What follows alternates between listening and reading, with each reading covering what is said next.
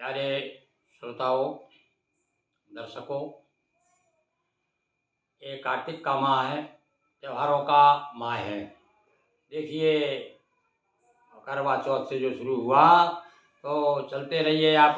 दीपावली तक कितने त्यौहार आ गए। इसी बीच में एकादशी भी आ गई, इसी बीच में राधाष्टमी भी है और अभी सूर्य षष्ठी देखिए, अब गोपाष्टमी।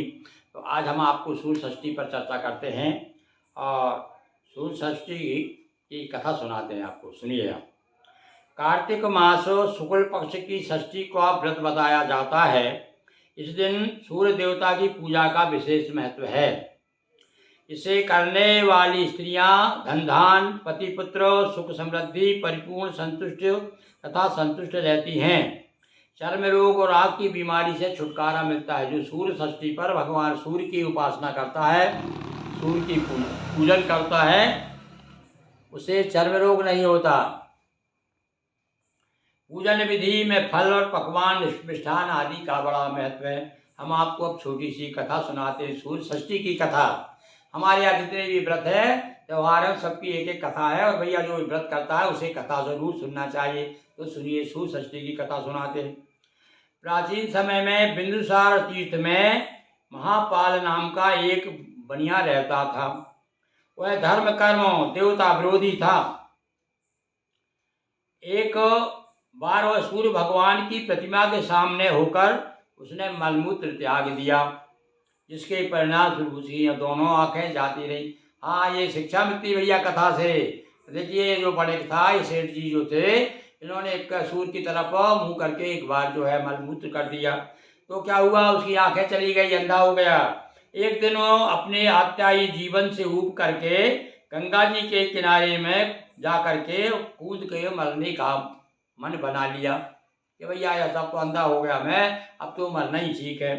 रास्ते में उसे नारद जी मिल गए। नारद जी ने पूछा, कहिए सेठ हो, अरे कहाँ जा रहे हो? सेठ से पूछा नारद जी ने।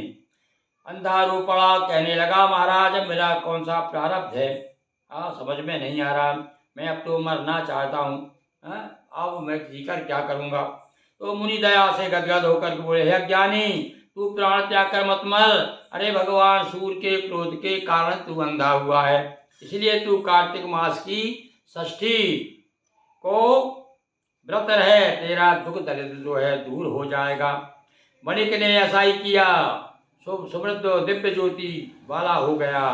तो तुलसीदास जी ने भी कहा है कि धरा को प्रमाण यही तुलसी, जो फरा सो झरा सो भरा सो बुता। भैया ऐसा जो सूर्य षष्ठी है, तो सूर्य भगवान का जो भी है, सूर्य सहस्त्रांशो तेजो रासो जगतपते महाकंप्या भक्त्या जयावो परमेश्वर। ऐसे भगवान सूर्य को ओम घड़ी सूर्याय नमः, इस मंत्र से भगवान सूर्य का उस दिन सूर्य षष्ठी को व्रत करें तो सूर्य को अर्घ दें और ओम घड़ी सूर्याय नमः कम से कम एक माला का जाप करें। भगवान सूर्य की आपके ऊपर कृपा बनी रहेगी। बोलिए सूर्य भगवान की जय।